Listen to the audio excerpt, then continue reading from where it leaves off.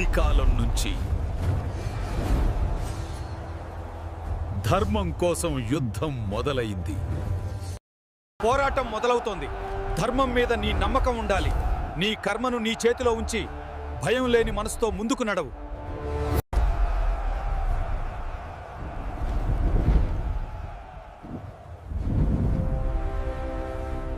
అర్జున, ధర్మం నీ చేతిలోనే ఉంది. నీవు వెనక్కి తగ్గకూడదు.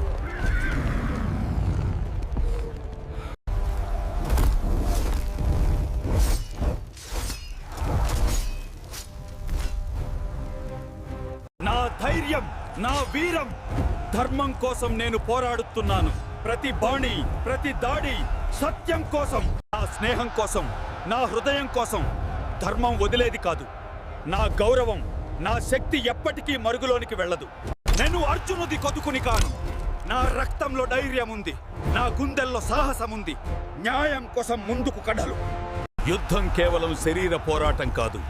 ఇది మనసు, వీరత్వం, స్నేహం, ధైర్యం కలిసిన ధర్మయుద్ధం.